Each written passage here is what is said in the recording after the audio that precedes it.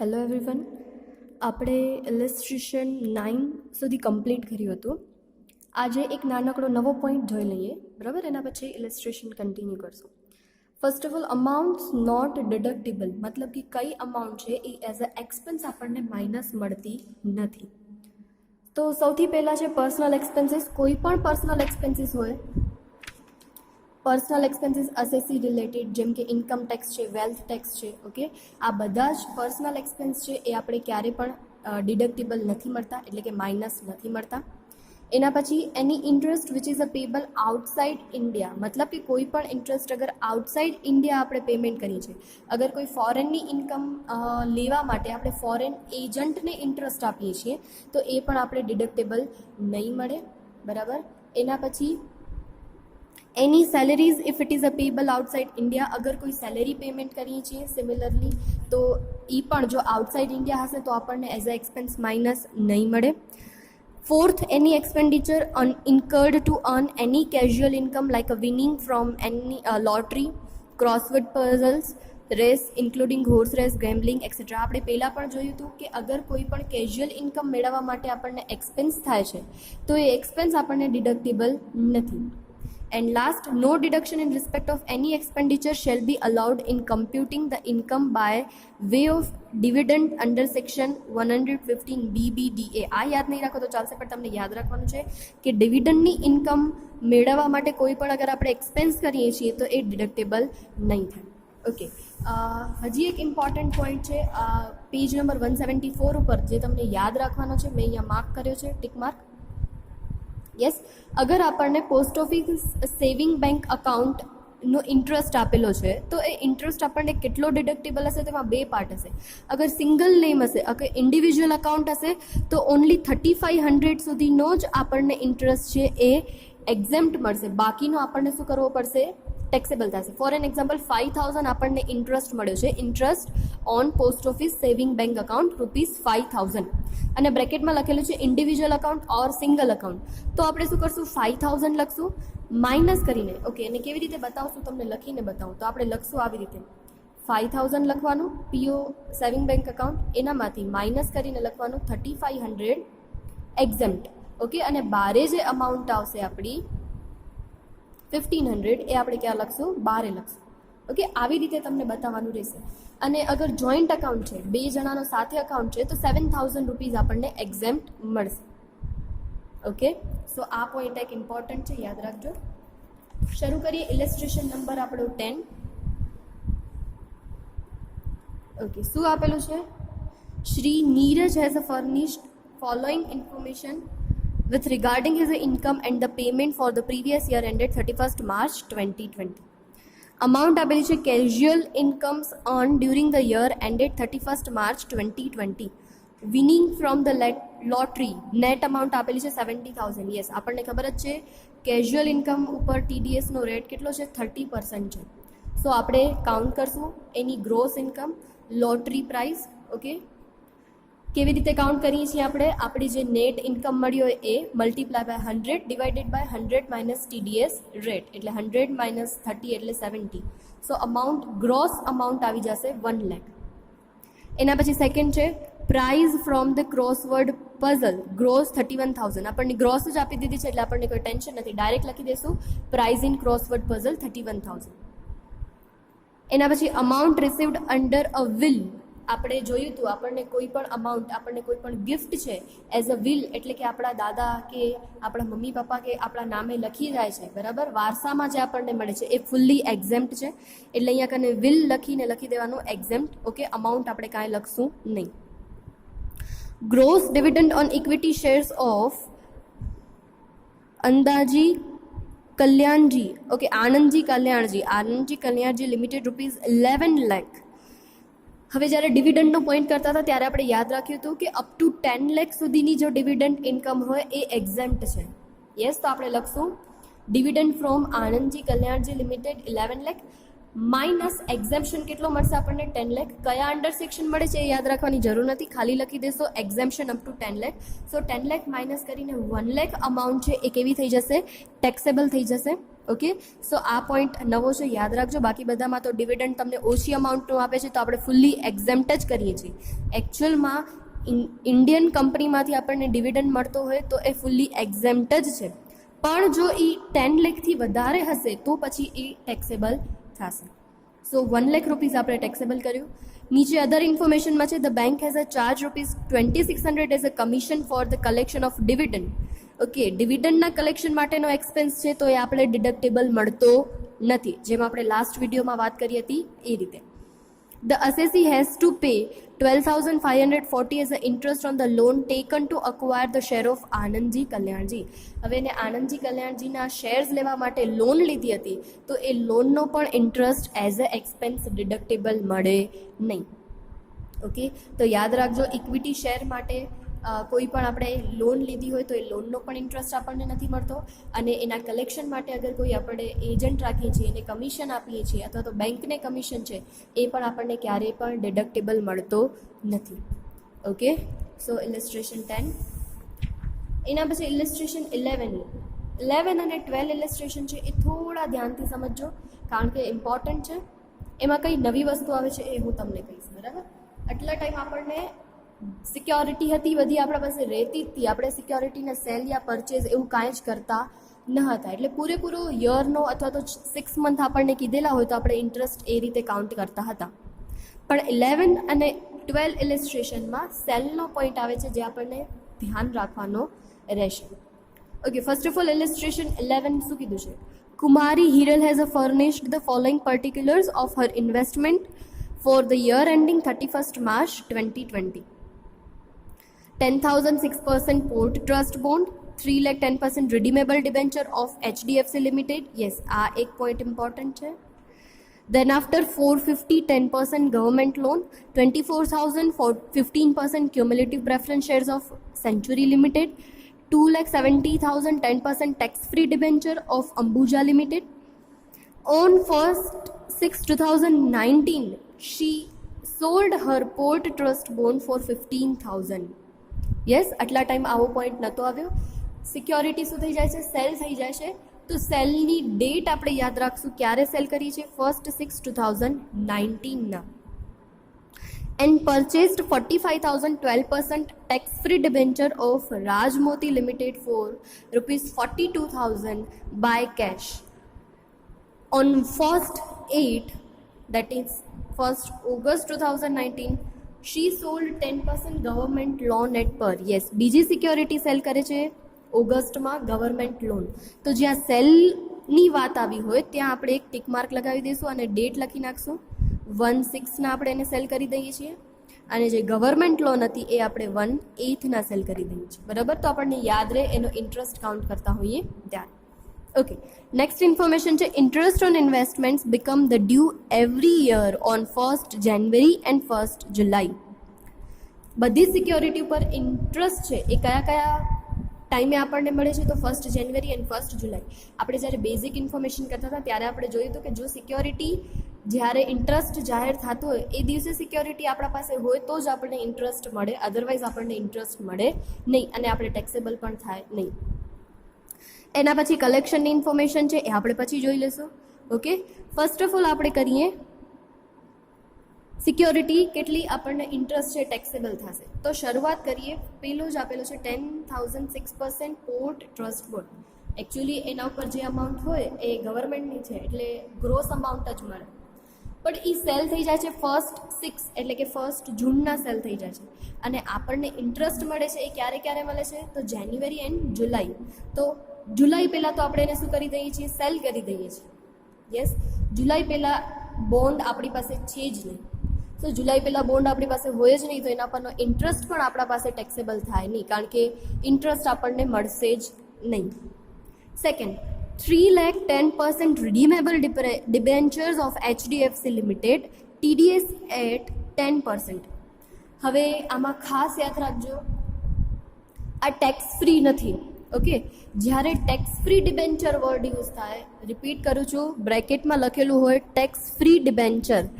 Tax free debenture જ્યારે લખશે ત્યારે જ તમે TDS કાઉન્ટ કરશો, અધરવાઇઝ તમે TDS કાઉન્ટ કરશો નહીં. જે અમાઉન્ટ મળશે એ તમને ગ્રોસ જ મળશે. જેમ કે આ સેકન્ડમાં મોસ્ટ ઇમ્પોર્ટન્ટ કરજો અને તમારા માર્જિનમાં પણ લખી નાખજો. ડિબેન્ચર અગર ટેક્સ ફ્રી લખે છે, ડિબેન્ચર ટેક્સ ફ્રી લખે છે તો જ તમે તેના ઉપર TDS છે એ કન્સિડર કરી અને ગ્રોસ અમાઉન્ટ ફાઇન્ડ કરશો. અગર ડિબેન્ચર છે એ ટેક્સ ફ્રી નથી, કાંઈ નથી લખતા, દેટ મીન્સ કે ટેક્સ ફ્રી નથી, ઓકે, તો તમે એના ઉપર જે અમાઉન્ટ મળશે એ ઓલરેડી ગ્રોસિંગ જ મળશે, એનો આપણને ગ્રોસિંગ કરવાની જરૂરત પડશે નહીં. ઓકે, ક્લિયર છે? તો કઈ રીતે લખશું આપણે? Gross interest on 10% redeemable debenture listed of HDFC 3,10,000. અહીંયા TDSનો બ્રેકેટમાં રેટ આપ્યો છે તો પણ આપણે કન્સિડર નથી કર્યું. શું કામ? કારણ કે ટેક્સ ફ્રી નથી. અગર ટેક્સ ફ્રી હશે તો જ આપણે શું કરશું? કન્સિડર કરશું. અધરવાઇઝ TDSનો રેટ કન્સિડર થશે નહીં, અમાઉન્ટ મળશે એ ગ્રોસ જ મળશે. ઓકે, સો આ ઇમ્પોર્ટન્ટ છે, યાદ રાખજો. ડિબેન્ચર આવે તો ડિબેન્ચરમાં એક યાદ રાખવાનું કે ટેક્સ ફ્રી હોવા જોઈએ. ટેક્સ ફ્રી હશે ડિબેન્ચર તો જ આપણે એના ઉપર TDSનો રેટ કાઉન્ટ કરશું અને ગ્રોસ અમાઉન્ટ ફાઇન્ડ કરશું. એના પછી આપેલું છે third 4,50,000 10% government loan. Yes, 450 10% government loan આપણે સેલ ક્યારે કરીએ છીએ? 1 ઓગસ્ટ. ઓકે, અને બધી જ સિક્યોરિટી ઉપર ઇન્ટરેસ્ટ આપણને ક્યારે મળે છે? જાન્યુઆરી એન્ડ જુલાઈ. તો જાન્યુઆરી તો હમણાં નહીં, જુલાઈ આવશે ત્યારે આપણા પાસે લોન છે, લોનવાળા 10% છે. તો યસ, આપણે તો સેલ ક્યારે કરીએ છીએ? ઓગસ્ટમાં સેલ કરીએ છીએ. જુલાઈમાં આપણી પાસે છે, ઓગસ્ટમાં સેલ કરી દઈશું એટલે આપણે કેટલા મહિનાનો કાઉન્ટ કરશું? એપ્રિલ, મે, જૂન, જુલાઈ, બરાબર 6 મહિનાનો કાઉન્ટ થશે. કારણ કે હંમેશા 6 મહિનાનો હોય તો આપણા પાસે જાન્યુઆરીથી છે. ઓકે, તો આપણે 6 મહિનાનો ઇન્ટરેસ્ટ કાઉન્ટ કરશું. 1 જુલાઈના આપણને જ્યારે ઇન્ટરેસ્ટ મળે છે ત્યારે આપણે કરશું gross interest on 10% government loan. કારણ કે ગવર્મેન્ટની લોન છે એટલે ગવર્મેન્ટની જેટલી પણ સિક્યોરિટી હોય એના પરનો ઇન્ટરેસ્ટ ઓલવેઝ ગ્રોસ જ મળે, ક્યારે નેટ ન મળે. એટલે નેટમાંથી ગ્રોસિંગ અપ કરવાની આપણને જરૂરત રહેશે નહીં, ગ્રોસ જ મળશે. કેટલા છે? 4,50,000 10% ઇન્ટુ 6/12. કારણ કે 6 મહિના જ આપણી પાસે છે, પછી આપણે ઓગસ્ટમાં એને શું કરી દઈએ છીએ? સેલ કરી દઈએ છીએ. તમે કેલ્ક્યુલેશન આમ નહીં કરો, એપ્રિલ, મે, જૂન, જુલાઈ, તો 4 મહિના જ થશે. એવી રીતે કેલ્ક્યુલેશન નથી કરવાનું. ઇન્ટરેસ્ટ 6 મહિને મળે છે, બરાબર. તો ઓન ધ ડેટ ઓફ 1 જુલાઈ જ્યારે ઇન્ટરેસ્ટ મળે છે ત્યારે આપણા પાસે એ સિક્યોરિટી છે, દેટ મીન્સ 6 મહિનાનો ઇન્ટરેસ્ટ આપણને મળશે. પછી જુલાઈ પછી આપણે એને સેલ કરી દઈએ છીએ એટલે આપણને એ પછીના 6 મહિનાનો ઇન્ટરેસ્ટ આપણને મળશે નહીં. ઓકે, તો તમે એવી રીતે કાઉન્ટ નહીં કરો. એપ્રિલ, મે, જૂન, ફરીથી રિપીટ કરું છું, જુલાઈના 6 મહિનાનો ઇન્ટરેસ્ટ મળે છે તો તમારા પાસે એ સિક્યોરિટી છે એટલે તમે 6 મંથનો ઇન્ટરેસ્ટ કાઉન્ટ કરશો. 4 મંથનો ઇન્ટરેસ્ટ કાઉન્ટ થશે નહીં. આપણે એવી રીતે ગણતરી નથી કરવાની. 6 મહિને ઇન્ટરેસ્ટ મળે છે તો આપણે જોવાનું જુલાઈમાં આપણી પાસે છે કે નહીં. જો હોય તો એને 6 મહિનાનો ઇન્ટરેસ્ટ આપવાનો. એના પછી છે 24,000 15% cumulative preference shares of century limited. So 24,000ના આપણે 15% કરશું તો આન્સર આવશે 24,000 ઇન્ટુ 15%, 3,600. પણ આ તો કેવો છે? પ્રેફરન્સ શેર ઉપરનો ડિવિડન્ડ છે. તો ડિવિડન્ડ આપણી ઇન્ડિયનની કંપનીનો કેવો છે? આપણને ફુલ્લી એક્ઝેમ્પ્ટ છે. કેટલે સુધી? Up to ₹10 lakh. એના પછી 2,70,000 10% tax free debenture of Ambuja limited. Yes, અહીંયા વર્ડ આવ્યો ટેક્સ ફ્રી એટલે આપણને જે અમાઉન્ટ મળશે એ કેવી મળશે? નેટ મળશે. અને નેટનું આપણે શું કરવું પડશે? ગ્રોસિંગ અપ કરવું પડશે. તો પહેલાં કાઉન્ટ કરીએ. 270ના 10% એટલે કેટલા થશે? 27,000 થશે. 2,70,000 ઇન્ટુ 10/100 એટલે 10% 27,000. અને ગ્રોસિંગ અપ કરવા માટે 100 ડિવાઇડેડ બાય 90, કારણ કે TDSનો રેટ 10 છે એટલે 100 - 10 90. તો આપણને આન્સર મળી જશે 30,000. ઓકે, ડિબેન્ચરવાળો પોઈન્ટ ફરીથી રિપીટ કરું છું. આગળ જે સેકન્ડમાં આવ્યો ડિબેન્ચર એમાં આપણે TDS આપેલો હતો તો પણ ગ્રોસિંગ અપ ન કર્યું. શું કામ? કારણ કે એમાં ટેક્સ ફ્રી ડિબેન્ચર એવું લખેલું ન હતું એટલે જે અમાઉન્ટ મળે એ ગ્રોસ જ મળશે.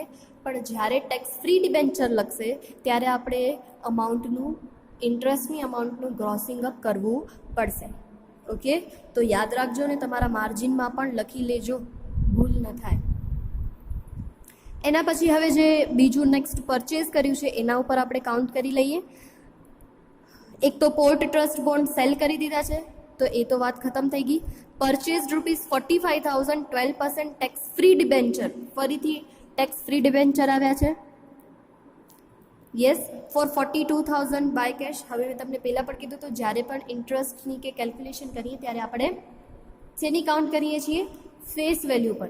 એટલે 45,000ના ડિબેન્ચર ભલે ને 42માં મળ્યા હોય પણ એની ફેસ વેલ્યુ કેટલી છે? 45,000 જ છે. તો આપણે જે ઇન્ટરેસ્ટની કેલ્ક્યુલેશન છે એ 45,000 ઉપર જ કન્સિડર કરશું. સો 45,000 ઇન્ટુ 12% અને ટેક્સ ફ્રી છે એટલે ગ્રોસિંગ અપ પર કરવું પડશે આપણને. સો મલ્ટીપ્લાય બાય 100 ડિવાઇડેડ બાય 90 એટલે આપણને મળશે 6,000. આ વાત થઈ ઇન્ટરેસ્ટની. આ સમમાં શું કામ આ સમ એટલો ઇમ્પોર્ટન્ટ છે? એક તો વાત આવે છે કે સેલ કરી દઈએ છીએ. ઓકે, સેલ કરી દઈએ છીએ ત્યારે આપણે જોવાનું કે જુલાઈમાં આપણા પાસે સિક્યોરિટી છે કે નહીં. જો હોય તો 6 મહિનાનો આપવાનો, અધરવાઇઝ નહીં આપવાનો. જેમ પોર્ટ ટ્રસ્ટ બોન્ડ છે એ આપણે વેચી દીધા હતા, આપણા પાસે હતા જ નહીં એટલે એના ઉપર ઇન્ટરેસ્ટ કાઉન્ટ ન કર્યો. અને ગવર્મેન્ટની લોન છે એ આપણા પાસે જુલાઈ મહિનામાં છે, 1 જુલાઈના આપણી પાસે છે, કારણ કે આપણે સેલ એને 1 ઓગસ્ટના કરીએ છીએ. તો જુલાઈના આપણી પાસે છે તો આપણે એના ઉપર 6 મહિનાનો ઇન્ટરેસ્ટ મળશે. ફરીથી કહું છું, એવી રીતે કાઉન્ટ ન કરતા એપ્રિલ, મે, જૂન, જુલાઈ 4 મહિના નહીં. આપણે શું જોવાનું? જે હાફ યરલી એ લોકો 1 જાન્યુઆરી ને જુલાઈના આપે છે તો જુલાઈના આપણી પાસે હોય તો 6 મહિનાનું પૂરેપૂરું એ લોકોને આપવાનું.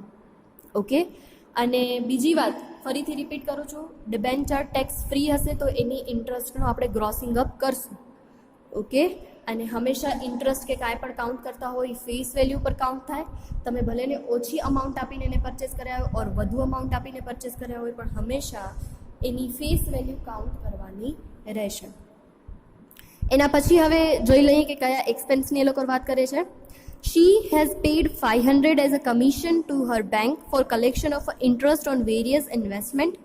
ઓકે, તો 500 રૂપિયા એ કલેક્શન માટે આપે છે, બીજી બધી સિક્યોરિટીના ઇન્ટરેસ્ટને લેવા માટે, તો એ ડિડક્ટેબલ એક્સપેન્સ છે. તો આપણે માઇનસ કરી નાખશું commission for the collection of interest ₹500. અને બીજી વાત કરે છે, બીજો કમિશન આપે છે 1,056 for the selling and buying of security of port trust bond, government loan and debentures of Rajmoti limited. Okay, આ ફરીથી રિપીટ કરું છું, જ્યારે પણ પરચેઝ અને સેલ માટેના કોઈ પણ ઇન્ટરેસ્ટ એ લોકો પેમેન્ટ કરતા હોય તો એ શેમાં જશે? કેપિટલ ગેઇનમાં જશે. યસ, આપણે પહેલાં પણ વાત કરી લીધી છે.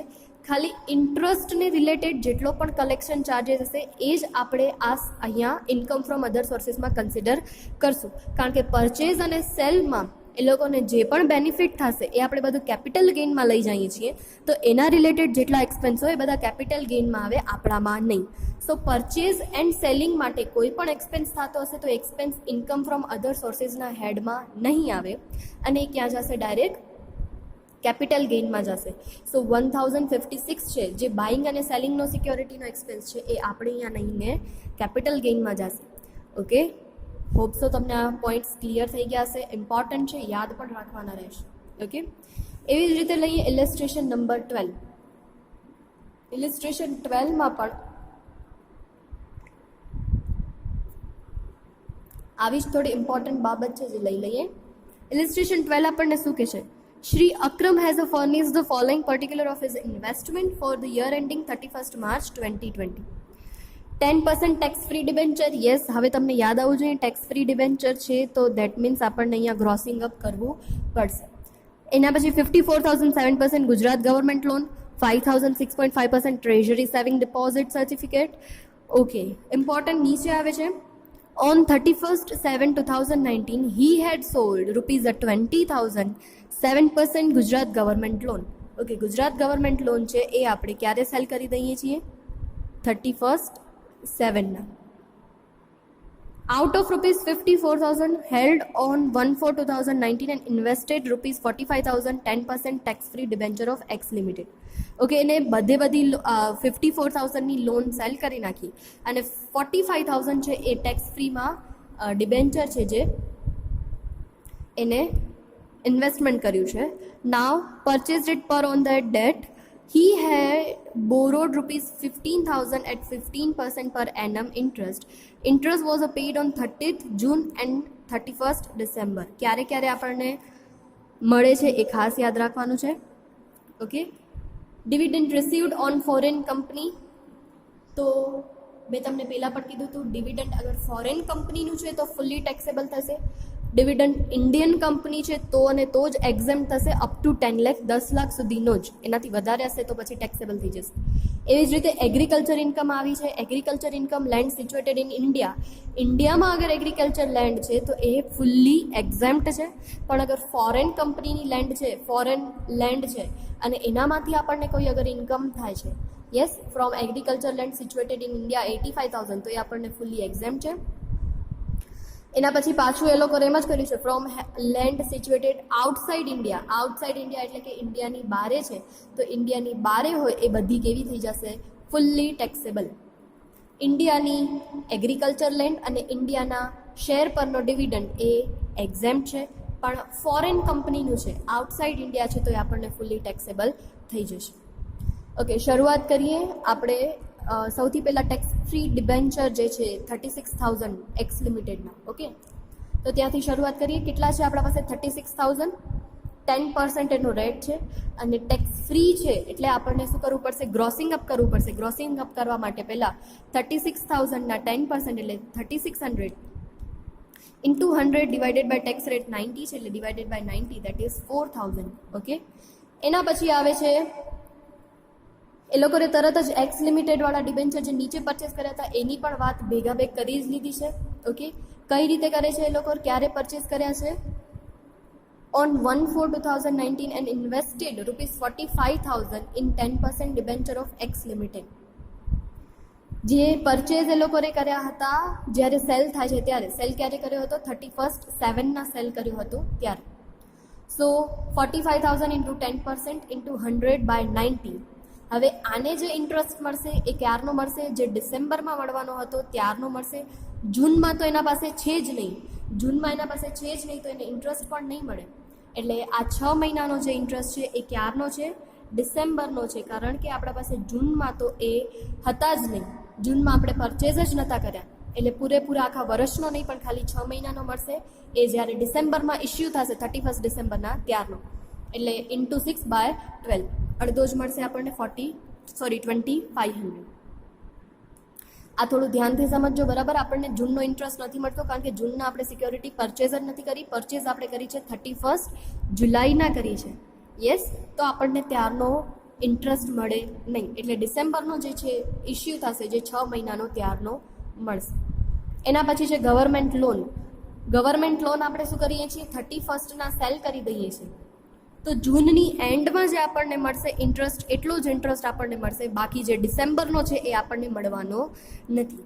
એટલે gross interest on government loan 54,000 into 7% into 6/12. અને ગવર્મેન્ટ છે એટલે કે આપણને અમાઉન્ટ ગ્રોસ જ મળશે. એનામાં આપણને ક્યાંય ગ્રોસિંગ અપ કરવાની જરૂરત પડશે નહીં.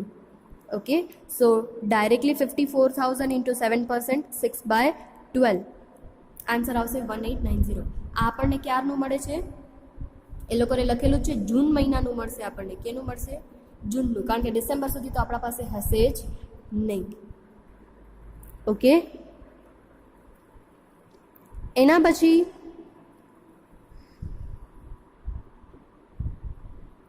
ઓકે 54,000માંથી એ લોકોએ 20,000ના જ છે એ સેલ કર્યા છે, બરાબર. ઉપર એ લોકોએ ચોખ્ખું લખેલું છે on 31/7/2019 he had sold ₹20,000 7% Gujarat government loan out of 54. એટલે ટોટલ 54ના છે એમાંથી આપણે ખાલી કેટલા સેલ કર્યા છે? 20,000. દેટ મીન્સ બાકીના જે 34,000 છે એના ઉપર તો આપણને બાકીનું મળવાનું છે. ઓકે, 54,000 ઉપર આપણે 6 મહિનાનું કાઉન્ટ કરી લીધું. એનામાંથી હવે 20,000ના છે એ સેલ થઈ જશે. બાકીના જે 34 બચશે એટલે ફરીથી બીજા 6 મહિનાનું જે આપણે ડિસેમ્બરમાં મળશે.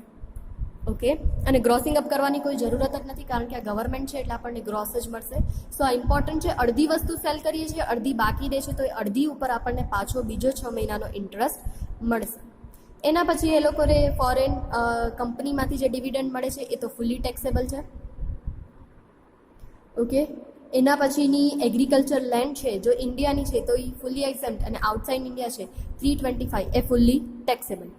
Okay, so dividend 12,000 and outside લેન્ડમાંથી આપણને જે ઇન્કમ થઈ છે એ 325 ટેક્સેબલ. અને એક પોઈન્ટ આપણો અહીંયા કને જે છે બાકી રહ્યો છે ટ્રેઝરી સેવિંગ ડિપોઝિટ સર્ટિફિકેટ. સો ટ્રેઝરી સેવિંગ ડિપોઝિટ સર્ટિફિકેટ એ તમે એમાં વાંચશો ફૂલ્લી એક્ઝેમ્પ્ટ જે છે એમાં છે.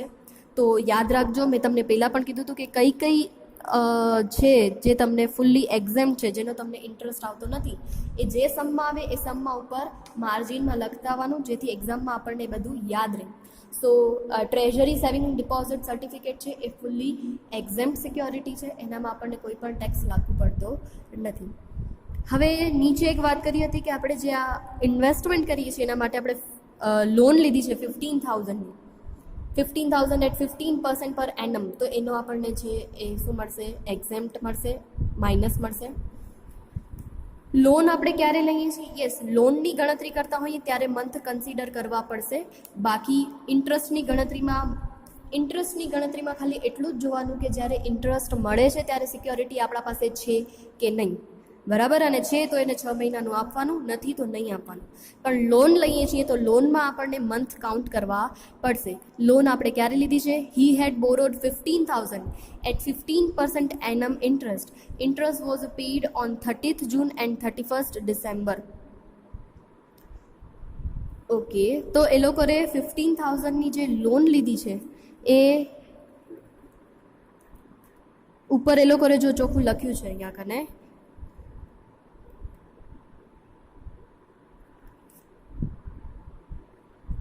અહીંયા એ લોકોએ ક્લિયર ડેટ નથી આપી, પણ એ લોકોએ લખ્યું હતું કે જે આપણે ઇન્વેસ્ટમેન્ટ કરવું હતું એના માટે એક્સ્ટ્રા એ લોકોએ શું કર્યું હતું? લોન લીધી હતી. તો હવે ઇન્વેસ્ટમેન્ટ આપણે શેમાં કર્યું છે? ડિબેન્ચર એક્સ લિમિટેડના જે ડિબેન્ચર છે એમાં ઇન્વેસ્ટમેન્ટ કર્યું છે. અને ઇન્વેસ્ટમેન્ટ ક્યારે કર્યું છે? તો 31/7 જેવા સેલ કર્યા છે એવું જ તરત આપણે શું કરી દીધું છે? ઇન્વેસ્ટમેન્ટ કરી દીધું છે. જો ફરીથી રિપીટ કરું છું, ધ્યાન દેજો. On 31/7/2019 he had sold 20,000 7% Gujarat government loan out of 54,000, એટલે 54માંથી 20,000ની એને સેલ કરી દીધી. Okay, then invested of ₹45,000 in the 10% tax free debenture of X Limited, અને તરત જ એને 45,000 શું કરી દીધા છે? ઇન્વેસ્ટ કરી દીધા છે X લિમિટેડમાં. અને એના માટે એને શું કર્યું હતું? લોન લીધી હતી 15,000. ઓકે, ઓન ધેટ ડે તરત જ એ લોકોએ જો ઇન્વેસ્ટમેન્ટ કરી દીધું છે ઓન ધેટ ડેટ, એટલે 31/7 જ એને ઇન્વેસ્ટમેન્ટ કર્યું છે અને એના માટે જ એને લોન લીધી છે. ઓકે, તો 7th એટલે કે જુલાઈ તો કમ્પ્લીટ થઈ ગયો, તો કન્સિડર કેમ થશે? August, September, October, November, December, જાન્યુઆરી, ફેબ્રુઆરી એન્ડ માર્ચ, ટોટલ કેટલા મહિના થશે? 8 મહિના. એટલે જ્યારે લોનની અમાઉન્ટ ગણતા હશું ત્યારે આપણે મંથ કન્સિડર કરશું. 8 મહિના જ આપણા પાસે છે, તો 8/12, એટલે અમાઉન્ટ આવશે 1,500 એઝ અ એક્સપેન્સ આપણને માઇનસ મળશે. ઓકે, ઇન્ટરેસ્ટ અને લોનમાં કન્ફ્યુઝ ન થતા. લોન ના આવે, બરાબર? લોનનો આપણે પૂરેપૂરા મંથ કાઉન્ટ કરશું અને જેટલો યુઝ કરશું એટલા જ ઉપર આપણે એને ઇન્ટરેસ્ટ આપશું. જ્યારે ઇન્ટરેસ્ટ સિક્યોરિટી ઇન્વેસ્ટમેન્ટ કર્યું હોય અને એના ઉપર આપણને ઇન્ટરેસ્ટ મળતો હોય તો આપણે એ જ જોવાનું છે કે એ દિવસે આપણા પાસે સિક્યોરિટી છે. જનરલી સિક્યોરિટીમાં 6 મહિના શું થતું હશે? ઇન્ટરેસ્ટ જમા થતું હશે. તો 6 મહિને જે મંથમાં ઇન્ટરેસ્ટ જમા થતું હોય એ મંથમાં અગર આપણા પાસે હોય તો એને આપણે 6 મંથનું ઇન્ટરેસ્ટ આપશું. જ્યારે પણ ઇન્વેસ્ટમેન્ટ સિક્યોરિટીમાં ઇન્વેસ્ટમેન્ટ છે એમાં મંથ કાઉન્ટ કરવા ન બેસતા, પણ લોનની ગણતરી કરો ત્યારે એમાં કમ્પલસરી મંથ કાઉન્ટ કરવાના છે. સો ઇલસ્ટ્રેશન 11 અને ઇલસ્ટ્રેશન 12 બંને એકદમ ઇમ્પોર્ટન્ટ છે. એમાં બંને વસ્તુ આવી જાય છે. જો ફોરેન લેન્ડની એગ્રીકલ્ચર ઇન્કમ હશે તો ટેક્સેબલ છે, અને ફોરેન કંપની કોઈ પણ ડિવિડન્ડ ઇન્કમ છે તો એ પણ આપણા માટે કેવી છે? ટેક્સેબલ છે. ઓકે, તો આ વસ્તુ યાદ રાખજો. અને આજે તમે હોમવર્કમાં કરશો પ્રેક્ટિકલના સમ. ઓકે, મેં અહીંયા લખી રાખ્યા છે પ્રેક્ટિકલના સમ્સ છે. સમ નંબર 1A, સમ number 1A, 1B, 2, 6, 7A, 7B અને 8. Okay, 1A, 1B, 2, 6, 7 and 8, 7AB and 8. આટલા સમ તમે હોમવર્કમાં ટ્રાય કરશો. આવા સિક્યોરિટી રિલેટેડ જ છે. ઓકે, સિક્યોરિટી રિલેટેડ અને કેઝ્યુઅલ ઇન્કમ રિલેટેડ સમ્સ છે, તો તમે બધા ટ્રાય કરશો. અને કાંઈ પણ ના આવડે તો ડાઉટ ગ્રુપમાં પૂછી શકો છો. Okay, thank you.